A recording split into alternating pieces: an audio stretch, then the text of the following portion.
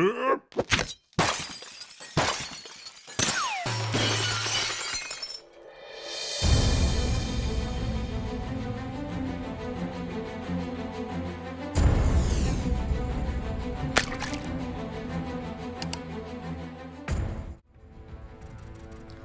everyone, so today we're going to be talking about Create Studio 3. So when you open up the program, this is what it's going to look like. If you want to initially save, you would just click the save button and then you can save your project like that. And then publishing it, it's going to give you your output for whenever you eventually want to publish it. We'll go over that more later. But initially when you first open up, it's going to be your media stuff. This is where your imported media can show up, and then there's your global, which is where anything that you bring in will be saved if you put it in there, so then it'll transfer from project to project. Here there's all the different media places that you can go. So if I want to go here, I can look up different stuff there, different videos, and I can search and try and find what I'm looking for. Again, this one's the same way. All just a bunch of different options. When you go to the Studio tab, so the Studio tab is going to give you your text that you can input into your project. It's going to give you your backgrounds, all different types of backgrounds that you can have, and it is endless, let me tell you. Pretty much anything you can think of, they probably have it. They have the 3D Creator, which is where you can have 3D characters. It's also in this tab right here, so it's in both. They have characters that are already created. So you have some of your 2D characters right there. You have random other 3D characters that are already made. You have some that very much look like they were on a Disney movie, like Maui right here. There's a bunch of different ones, as you can see, for a bunch of different options. And so they also have just random hand motions or random notes. There's a lot of different options there. Okay, so boost elements. As you can see, this is basically what it sounds like. It's really good for more promotional stuff, advertisements, things like that. But if you get creative, you can use it for just about anything. You have random shapes that you can add, so you can add those to your videos as well. Emojis, if you're feeling emojis.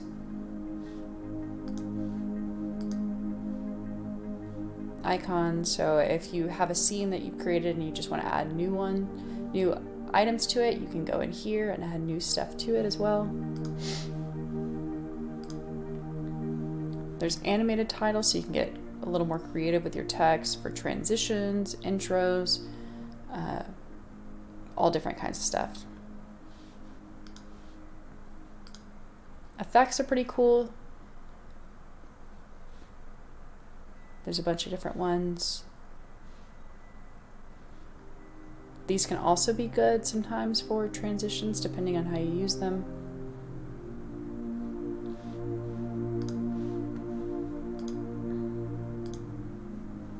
The same thing as text, you would just throw it in there and then it makes a typing sound, deleting sound, things like that. I'm gonna go back to Studio. Progress bar is the same sort of thing. You're just gonna go and throw it into your timeline. It's gonna give you a progress bar.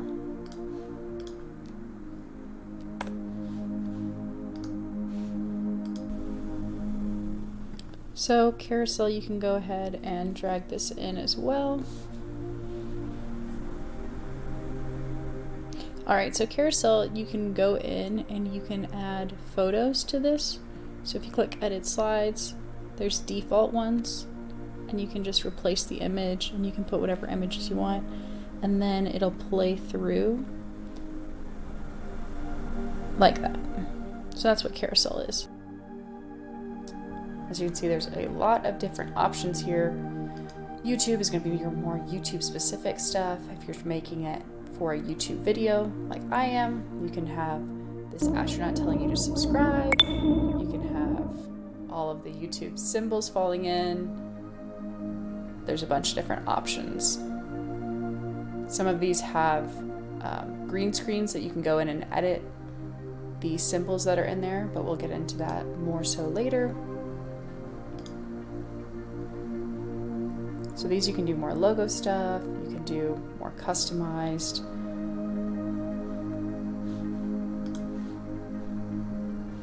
Subscribe button. Again, this is more business. This is Instagram, social media, ads, scroll stoppers. These are kind of interesting.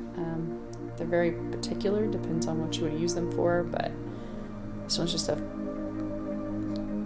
random dinosaur, pirate ship swimming in, not swimming in, but you get what I'm saying. Stop sign, but they're all just moving objects, so they can add a nice dynamic to your video, depending on what you're trying to do.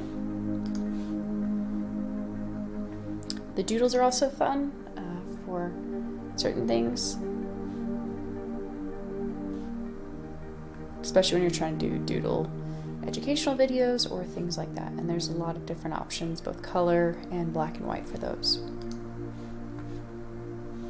Social media, it's got a lot of different stuff to help you get started with that.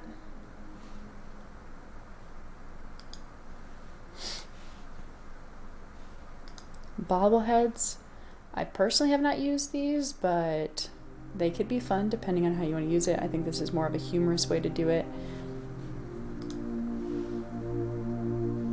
And then you have stickers, you have your transitions. So your transitions are going to help you go between slides. And there's some interesting ones for this too, so.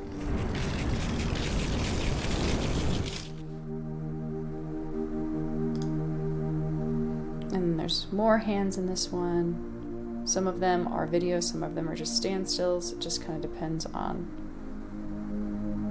which one you click on. Cursors, pretty self-explanatory of what that is.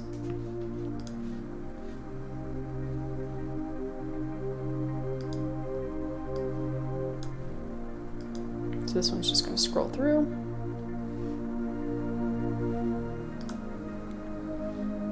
Spotlight, number counter, visual effects are really fun. Some of these can be pretty interesting, so it can make it a lot more entertaining than just something basic on your screen. So I personally like those ones a lot. Random reveal.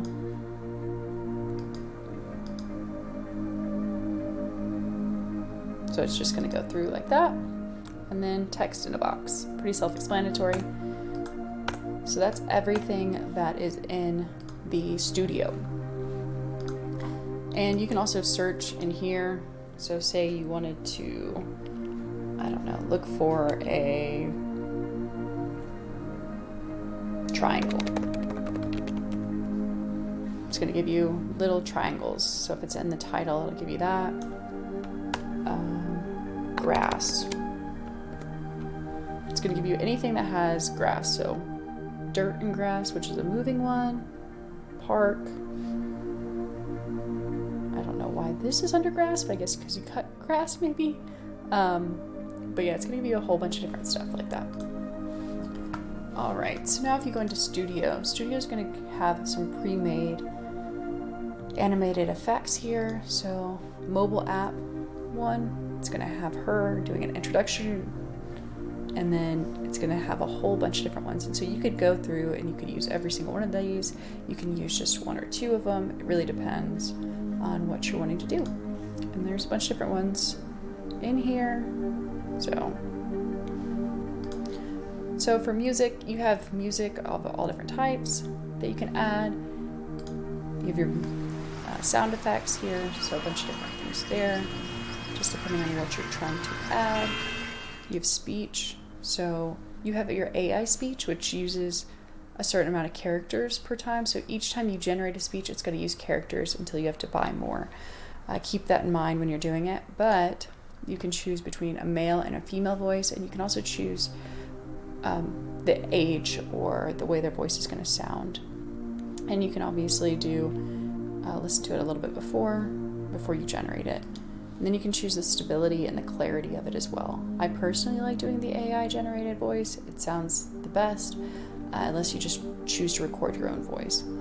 The Google one sounds a lot more robotic, but you can still choose the speed and the pitch, and you can still choose female and male, as well as the whether it's English or some other language. And then here's your effects and components. There's a bunch of different effects that you can add to a video. And then the components right here. Transitions, here's some more transitions.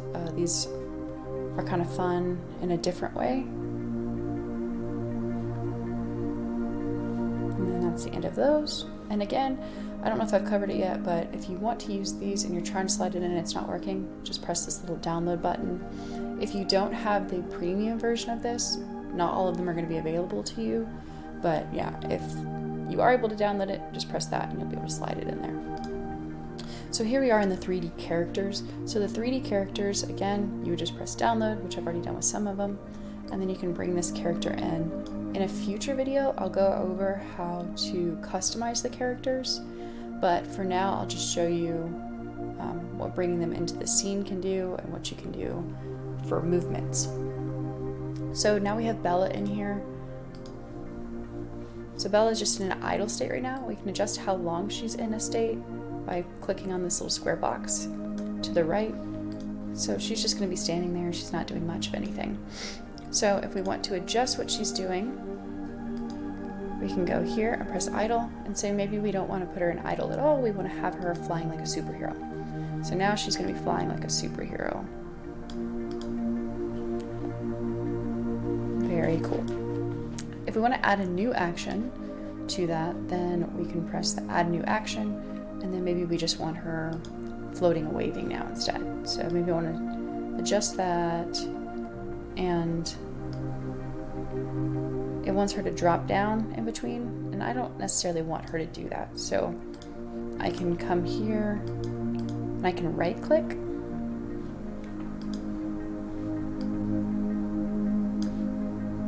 Sorry, not right click. I can click on the flying like a superhero and I can disable end. So that way she just stays in that state. And then I can click on this one and I can click disabled start. So rather than her going and standing again, she'll just stay in this floating state, which can make it a lot nicer. All right. So there is that. There's properties that you can adjust, her position, rotation, things like that, shadows, anchors, blend modes, all of that to like see how you want her to fit into the scene. Again, you can customize, but we'll go into that a little bit later. And then you can save presets. So I've already saved some presets, but once you save a preset, basically you just right click and you would click Save Preset. So if I really liked what she was wearing, I could just do that. Basically, it makes it really easy because I can go and click on this, and then she's just going to change to that outfit, that hairstyle, everything else. So presets are really nice if you're trying to stay with the same style over and over again. And effects, so you can add effects that we talked about before to this. All right, so in settings, which is the tab we're now, we can go and change the canvas color if we wanted to. We can change the autosave, the editing mode. So I edit in a low editing speed. It just makes it to where my computer's gonna lag a little bit better. I mean, a little bit less. And then canvas mode show high and things like that. Yeah, so if I had created my video, I'd put a background on it. Maybe I want her to be in space. So I'm going to download this. I'm going to put this right here. And now I'm going to move her. Maybe I want her standing right there. Maybe I want her a little bit smaller. Yeah, make her stand there. And she's there. So remember that the canvas needs to go underneath the character. If you put the canvas above, you'll no longer see the character. So keep that in mind. So we've added that. And now she's going to fly through space. She's going to wave. And that's about it for a very basic tutorial of Create Studio. If you have any questions, let me know, and I hope you enjoyed.